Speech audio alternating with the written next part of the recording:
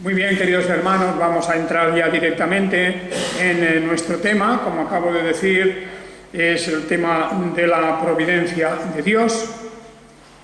Estamos hablando de esa extraordinaria manifestación del poder y de la sabiduría de Dios. El poder y la sabiduría de Dios se unen para desarrollar los planes eternos que Él tiene y para llevar a cabo sus propósitos, sus decretos. Cuando hablamos de la sabiduría de Dios y hablamos del poder de Dios y de la providencia, todas estas cosas naturalmente son un aspecto más de su absoluta soberanía. Nada ni nadie puede decir a Dios: ¿qué haces? Nadie ni nada puede cuestionar las decisiones de Dios. Y en esto el cristiano ha de encontrar una gran consolación, porque, claro, ya sabemos, en los tiempos actuales, la idea de un poder absoluto es algo que repugna a la mente carnal. Y desde luego ahí es una cierta justificación, una cierta explicación del por qué la idea, la mera mención de un poder absoluto, incuestionable, incontestable, pues no agrada, es rechazado. ¿Por qué? Porque cuando las personas, cualquier persona de la calle, piensa en un poder absoluto, está pensando en los poderes de los tiranos, de los dictadores, está pensando en los poderes de los antiguos sátrapas y de todos los que han habido a lo largo de la historia, en donde efectivamente aquel poder absoluto dentro de lo relativo de un poder humano, los poderes, el poder de cualquier persona, un ser humano nunca es total, porque está limitado por muchos factores, pero prácticamente a lo largo de la historia el mal recuerdo que se tiene, y aún hoy día lo estamos viendo en algunos países como ocurre, los poderes absolutos son rechazados, repugnan. Sin embargo, la Biblia nos presenta un poder absoluto. Dios no es un Dios que va a consultar o que espera tener una mayoría de criterios, de aprobación. Dios no depende del beneplácito de nadie, y la Biblia nos enseña que Dios hace su voluntad, y hace su voluntad sin tener en cuenta ni consultar con sus criaturas. Y repito que eso hoy día se confunde en el sentido de que, como la mayoría de la gente rechaza la idea de un poder absoluto, también rechazan la idea de que Dios tiene un poder absoluto. No se hace diferencia. Piensan como si Dios fuera una especie de dictador, como si fuera pues un ser caprichoso que impone por la fuerza su voluntad y que no tiene en cuenta nada, ni a nadie. Naturalmente que eso no es así, es una confusión, es el trasladar a Dios la imagen que se tiene de las monarquías absolutas, por ejemplo, las que tan gran y terrible recuerdo han dejado en la historia, sobre todo en la historia del cristianismo. Las monarquías absolutas que han perseguido, que han masacrado de manera terrible al pueblo de Dios, desde los emperadores romanos hasta los que, hasta no hace mucho, incluso en la Revolución Francesa y después incluso de ella en el mundo occidental, y no digamos ya en el mundo oriental. Toda esta idea, por lo tanto, esta idea sobre la voluntad divina y sobre la soberanía de Dios, hay que explicarla bíblicamente, como hacemos con todas las cosas. No nos interesa ninguna filosofía, ninguna ideología, no nos interesan, sino únicamente aquello que brota de la palabra de Dios, de la Escritura. Y desde luego que la Escritura es muy clara cuando nos habla de Dios como un ser soberano. Dos palabras para los hermanos en inglés. I'm talking about the providence of God and the will of God, and both of these things have to do also with the sovereignty of God. God is sovereign, therefore He rules the universe, He rules every aspect of our lives according to His own will. He has to give no explanation to anyone. He does not depend from the permission of others. Now, this idea of the absolute authority of God and of His sovereignty is not pleasing to carnal men in general. Mankind is against the idea of a sovereign and absolute authority. So we have to be careful that when we explain about God's sovereignty and authority, that we do it biblically. Because people could confuse God's absolute sovereignty with the ideas that we have about tyrants, absolute monarchs, and so on. And there is, of course, a great difference. Muy bien, pues estamos en el tema de hoy en cuanto a la providencia y a la voluntad de Dios. Hemos de decir que la voluntad de Dios es esa capacidad que Él tiene como ser espiritual, racional e inteligente, capacidad de hacer aquello que Él quiere. Por lo tanto, la voluntad de Dios es una combinación de un poder y de una capacidad de obrar, de actuar. Dios tiene el poder, la capacidad de hacer aquello que quiere. Su voluntad no tiene trabas, no tiene límites ni obstáculos. Y hemos de pensar en ese sentido que todo aquello que Él quiere lo hace.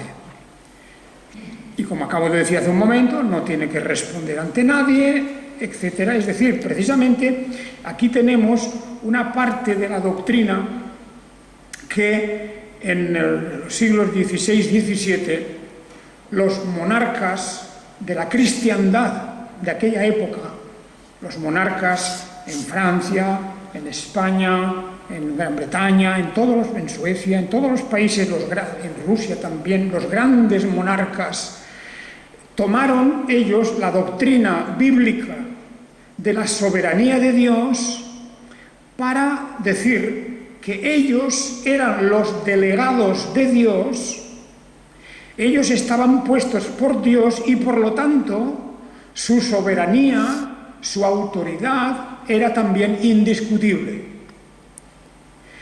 Eso fue naturalmente un desastre porque ellos mismos se ponían por encima de las leyes. Las leyes las dictaban ellos quedaban fuera de la autoridad de la ley, estaban por encima de la ley y hacían su voluntad sin responder, sin contestar a nadie. Esa fue la terrible época que llevó a las grandes guerras de religión, a los sufrimientos de muchos miles y miles de cristianos en todos estos países, las persecuciones en Francia, las persecuciones en los Países Bajos, las persecuciones en Inglaterra, en Escocia, y persecuciones en España y en todos los lugares. Esas persecuciones, en el fondo, venían de esta idea. Los reyes, los monarcas, tanto si eran católicos como si eran protestantes, porque en Gran Bretaña eran monarcas teóricamente protestantes. Pero también ellos tomaron esta doctrina de la soberanía absoluta, que es una verdad solamente con respecto a Dios. Dios es el único soberano, el único Señor que puede hacer aquello que es su placer, aquello que Él quiere, y el único que no tiene que dar cuentas a nadie.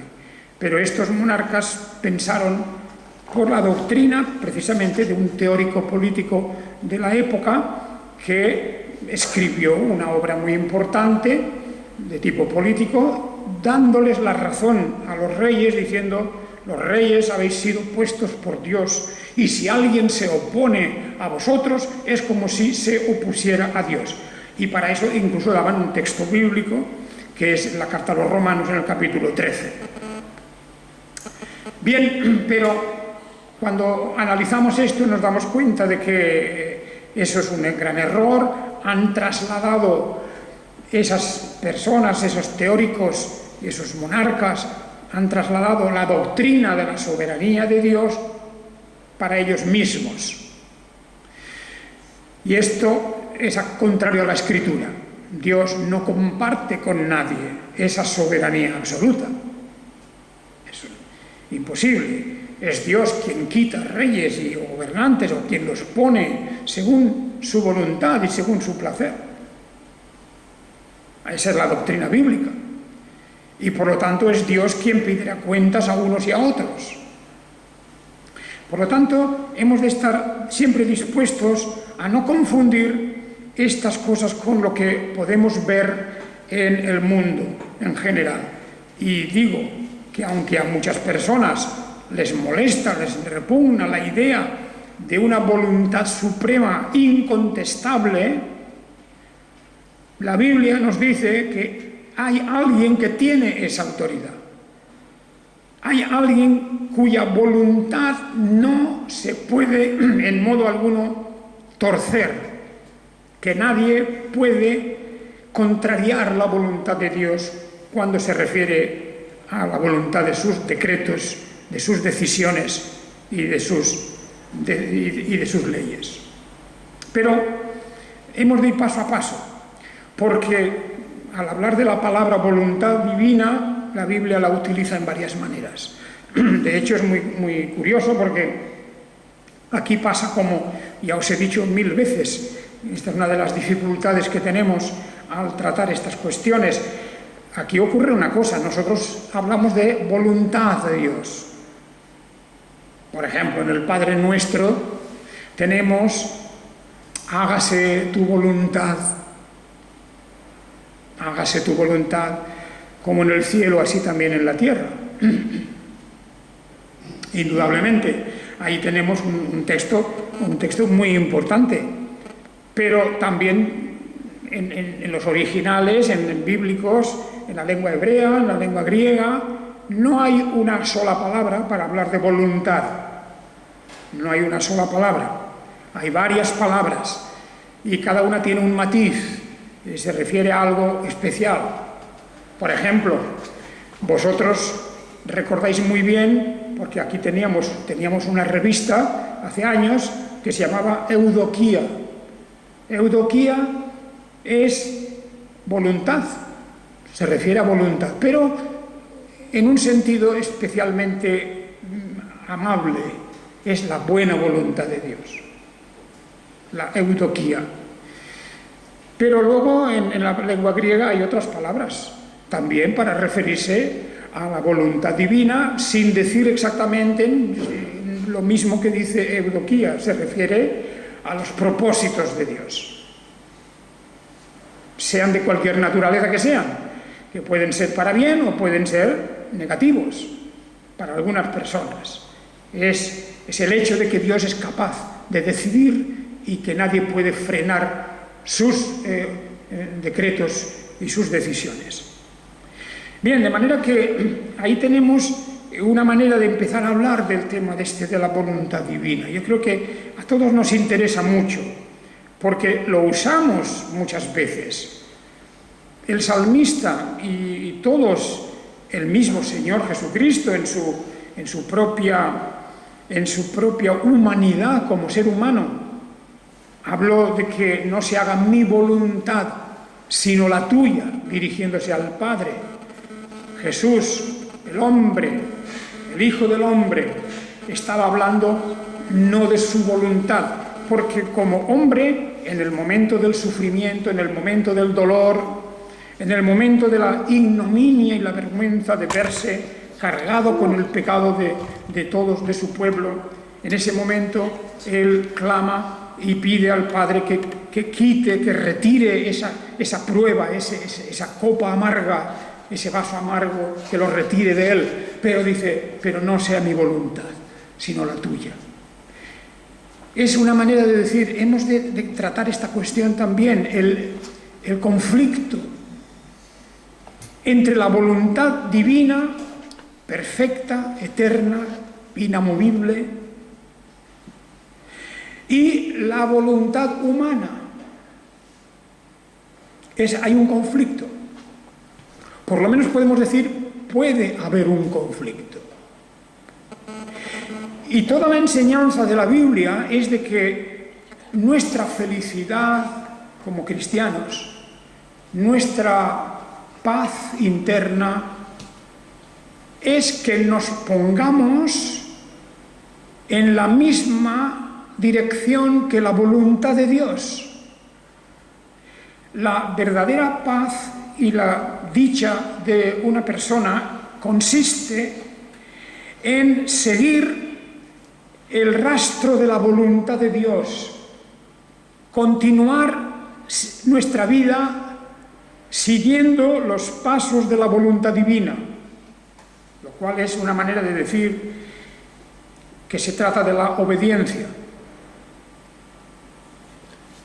Pues cualquier forma de contradicción a la voluntad de Dios, eso acarrea un perjuicio, una desgracia. Ahí tenemos pues una cuestión importante también, y os estoy dando un poco los primeros, trazos del tema, porque lo continuaremos en otras sesiones otro domingo. Muy bien, la primera pregunta que debemos hacernos, puesto que en la oración del Padre Nuestro tenemos esa expresión, hágase tu voluntad. Ahí la palabra voluntad no es la palabra eudoquía, sino otra palabra griega, celema, que simplemente habla, como he dicho, de un sentido neutro, que puede ser una voluntad para nosotros que nos va bien o que no nos puede a lo mejor caer tan bien, por lo menos para muchas personas. Pero es muy importante que la oración, fijaos vosotros una cosa, es la oración del Padre Nuestro. Es la oración modelo, es la oración que nosotros hemos de tener continuamente en nuestra mente. Que una de las cosas que debemos siempre pedir a Dios es que su voluntad se cumpla en la tierra como también se está cumpliendo en el cielo. Porque aquí el ser humano se rebela contra la voluntad de Dios, se rebela. No la puede cambiar, no la cambiará nunca, pero hay una rebelión. Porque en la naturaleza humana hay una rebelión contra las cosas de Dios. ¿Os acordáis la carta a los Corintios? Que el hombre natural no entiende las cosas que son de Dios. El hombre natural se refiere a aquel que no tiene su vida con referencia al Evangelio, a la palabra, que no ha nacido de nuevo, que no está arrepentido verdaderamente, que no ha sido transformado ni tiene la mente de Cristo. Y por eso, como no tiene la mente de Cristo, no puede entender las cosas de Dios. Y dice, para él son locura. Locura. El hombre natural, el ser natural, el hombre, la mujer, por supuesto, estoy hablando del ser humano, tiene en su propia naturaleza el estigma de la caída, de la rebelión original del ser humano, del pecado original. Y por el pecado original, la naturaleza humana no está a favor de Dios, sino en contra de Dios. Y dice la carta a los Corintios que para el hombre natural las cosas de Dios son locura. Locura quiere decir también una cosa absurda.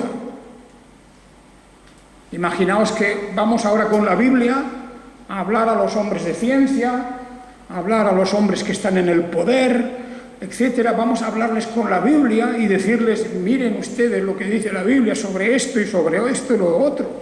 Nos vamos a los grandes economistas, por ejemplo, ya que la economía está ahora tan de moda, o nos vamos pues, a cualquier departamento de la vida, la educación, lo que sea, todo, la vida humana, lo que compone la vida humana, y vamos con la Biblia y le decimos, mire lo que dice Dios sobre este tema, porque la Biblia nos habla de todos los temas, todo, no queda nada fuera de la Biblia.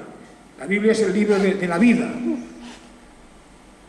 ¿Qué harían estas personas cuando fuéramos con la Biblia a decirles estas cosas? ¿Se reirían de nosotros? ¿Nos tratarían a nosotros de locos? ¿Nos tendrían compasión, pobre tonto? O mil cosas así. Claro que hubo otro tiempo pasado, en que hubieron hombres de Dios que precisamente tuvieron ellos la responsabilidad de dirigir sus naciones, sus pueblos, y lo hicieron respetando a todo lo que pudieran la palabra de Dios y las doctrinas del Evangelio. Y eso era otra cosa. Pero nosotros estamos aquí para decir al mundo claramente que Dios tiene una voluntad que se extiende a todo. ¿Y cómo la podemos conocer? Pues acabo de decirlo prácticamente. La voluntad de Dios está plasmada y reflejada en su santa palabra. La palabra de Dios. Cuando leemos el Salmo 119,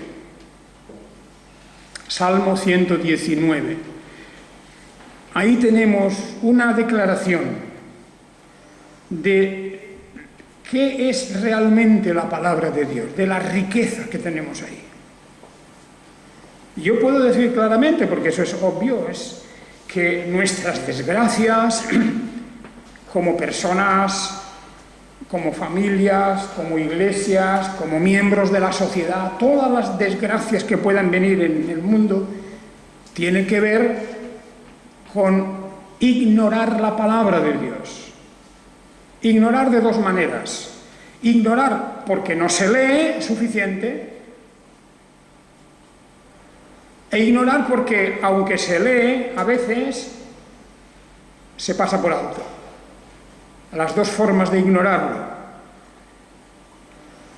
Y yo quiero referirme a estas dos cosas. En primer lugar, la inmensa necesidad de leer la palabra de Dios, absorberla, fijarla en nuestra mente, de tal manera que siempre que tratamos un tema, siempre que escuchamos hablar de algo, de cualquier tema, nuestra mente vaya hacia la palabra de Dios y confronte esa idea que oímos, esas palabras, con lo que dice la Escritura.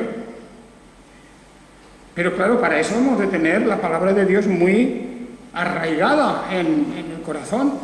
Hemos de leer mucho la Escritura, hermanos y hermanas. Hay que leer mucho. Antes que leer cualquier otra cosa, aunque sean buenos libros de teología, de comentarios, de lo que sea, antes que eso, hemos de tener una base muy profunda, muy amplia, de conocimiento de las Escrituras, escudriñar las Escrituras. Esto yo creo que falla. Yo creo que hoy día en el mundo cristiano el gran déficit que hay, la gran carencia, es la falta de lectura profunda, continuada, ininterrumpida de la palabra de Dios.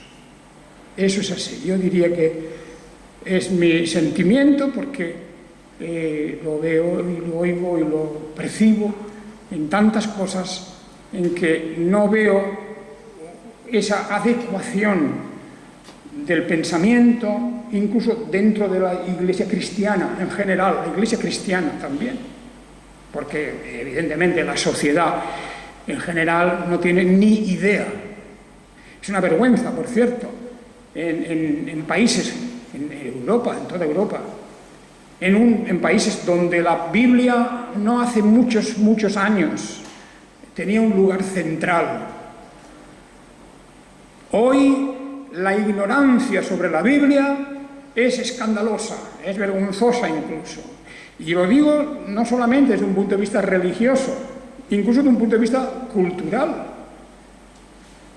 Porque Europa ha sido muy beneficiada por el cristianismo, aunque también ha sido muy perjudicada por el mal cristianismo. El mal cristianismo que viene de ignorar la palabra de Dios. Ojalá eso pudiera algún día cambiar, pero hoy, en este momento, yo lo que percibo es ese déficit tan grande de conocimiento de las Escrituras. Lo que hay es un conocimiento muy superficial, muchas cosas de la Biblia el pueblo de Dios las desconoce y bueno, pues claro, eso es algo que perjudica a uno mismo. Bien, ahí pone eso. Entonces, yo os digo, no se puede conocer, por tanto, no se puede conocer la voluntad de Dios si no conocemos las Escrituras. Eso es evidente. Y en la medida que conocemos las Escrituras, conoceremos la voluntad de Dios, para todo. Quiero decir, si conocemos poco lo uno, conoceremos poco lo otro. Si conocemos a medias, pues a medias. Y si conocemos mucho, pues mucho. Es así. No tenemos otra fuente, no tenemos otro lugar donde venir a conocer quién es Dios, cómo es Dios, si no es en la palabra. Aunque es verdad, me diréis, bueno, la naturaleza habla de Dios, sí es verdad. También aquí la Biblia recoge ese aspecto de la revelación de Dios. Los cielos cuentan la gloria de Dios. Muy bien. Pero no es suficiente, porque claro, eso está claro que hoy día, sobre todo, con el desarrollo de la ciencia, pues el ser humano ha perdido de vista al creador de los cielos y tierra, ha perdido de vista al que ha puesto las leyes que rigen el universo, y todo eso ya se explica en el mundo científico y en el mundo en general, popularmente, todo se explica por vía racional y, bueno, la ciencia ya nos dirá lo que sea.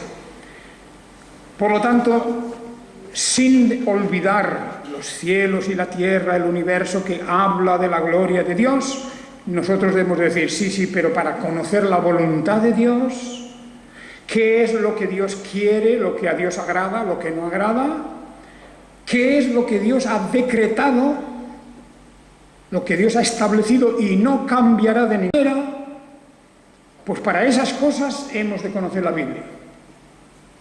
Pero no un poquito, no un poco. No, y yo creo que ese es el problema hoy del mundo cristiano, incluyendo el mundo evangélico, que aunque presume de su conocimiento de la Biblia, es una manera de presumir por comparación, como diciendo, yo conozco más que este otro. Y efectivamente, en la sociedad de hoy, que la gente no conoce nada, pues con conocer un poquito de la Biblia ya se siente uno un poco como hinchado, como si supiera mucho. Simplemente pues se conoce o se compara con el que conoce nada. se compara con quien no sabe nada. Y eso no puede ser. No tenemos que compararnos con nadie. Porque también alguna vez podemos recibir alguna sorpresa, que también hay gente que no está en las iglesias evangélicas y que sabe mucho de la Biblia. Por eso no comparemos. Es una relación directa nuestra con las Escrituras, con Dios mismo, porque a través de la palabra de Dios es como tenemos acceso al conocimiento verdadero de Dios y al conocimiento de su voluntad. Al conocimiento de su voluntad. Qué precioso es el pasaje, el principio de la carta a los Efesios. Porque ahí en ese pasaje tenemos toda una serie de expresiones donde aparece la cuestión de la voluntad divina. Leo de Efesios capítulo 1, Ephesians 1, verse 3. Bendito el Dios y Padre de nuestro Señor Jesús, el Mesías, quien nos bendijo en los cielos con toda bendición espiritual en el Mesías, según nos escogió en él antes de la fundación del mundo, para que fuéramos santos y sin mancha delante de él, habiéndonos predestinado en amor para ser adoptados hijos suyos por medio de Jesús el Mesías, según la complacencia de su voluntad. Según la complacencia de su voluntad, que es precisamente el texto en donde nos vamos a encontrar, aquí en este pasaje de Efesios, nos vamos a encontrar la idea también de Eudoquía. Un poquito más adelante, en el capítulo 2:13, no es aquí, en el que he leído yo mismo, en este pasaje, en este mismo pasaje del capítulo 1, según la complacencia de su voluntad, para alabanza de la gloria de su gracia que nos concedió gratuitamente en el amado, en quien tenemos la redención por su sangre, el perdón de los pecados conforme a las riquezas de su gracia, que hizo sobreabundar para con nosotros en toda sabiduría e inteligencia, dándonos a conocer, fijaos, dándonos a conocer el misterio de su voluntad, según su complacencia, otra vez, o sea, según él ha querido, con buena voluntad, que se propuso en sí mismo en la dispensación del cumplimiento de los tiempos, de reunir todas las cosas en el Mesías, las que están en los cielos y las que están en la tierra, en quien también fuimos hechos herederos, habiendo sido predestinados conforme al propósito del que hace todas las cosas según el designio de su voluntad. Otra vez, en un corto pasaje, por 3 veces nos habla según el designio de su voluntad, según la complacencia de su voluntad, porque está hablando de la cuestión central de la obra de la redención, de la salvación en Jesucristo.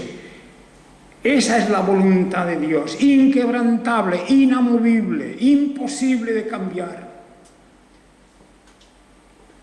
Este mismo pasaje sería, si hiciéramos un referéndum, ¿verdad?, de eso que ahora se habla tanto, pues si hiciéramos un referéndum, aquí estaría todo el mundo en contra.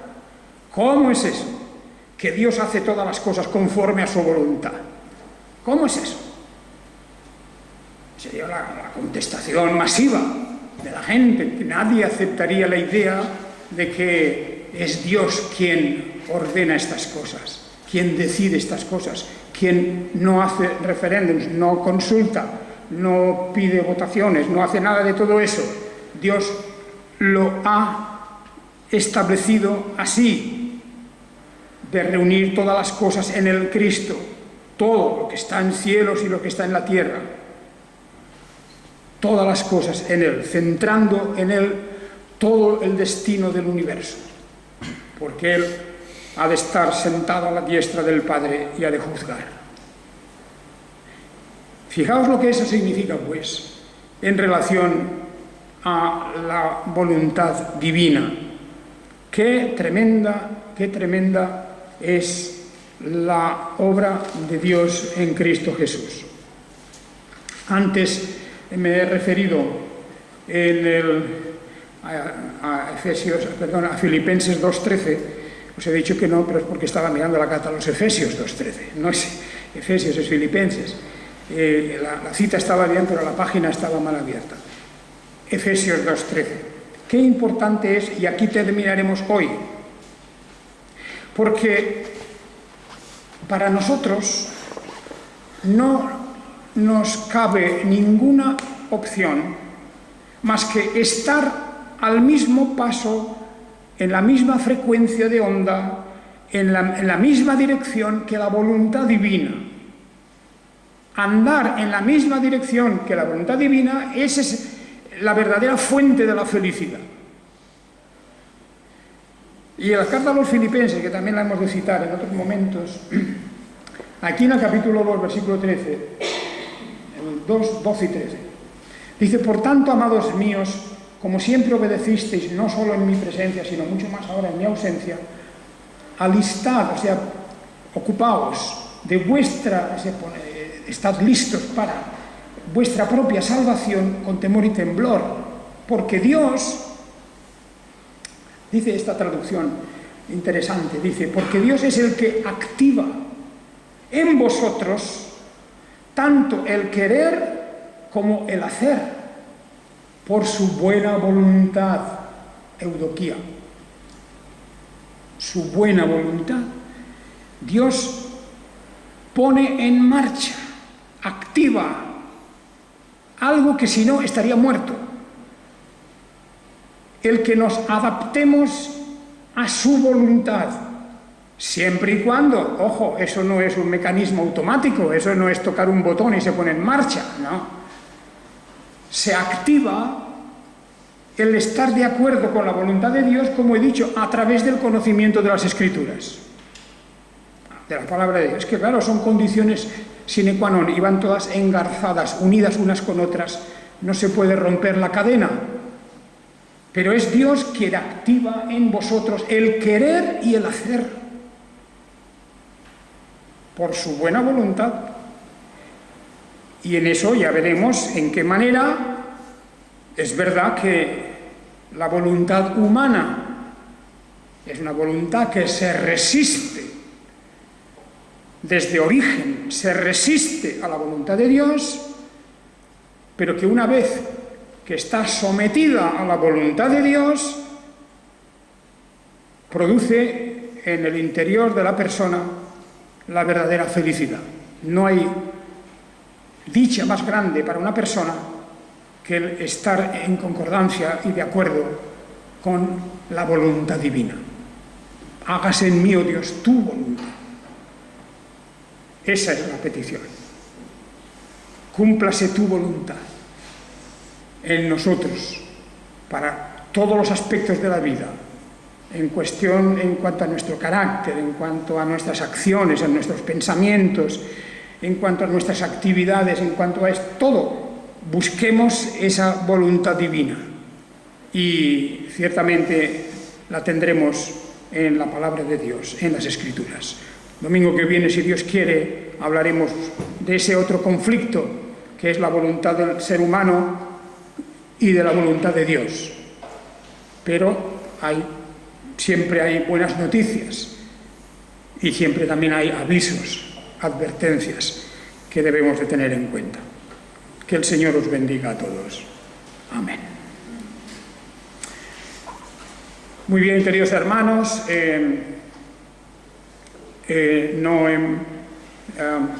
no he traducido mi sermón al inglés, ¿verdad? I'm sorry I could not stop to explain to you what I've been saying, but I want to express, to tell you the idea that we've been talking about, God's will, how it is through several different words in the Scripture.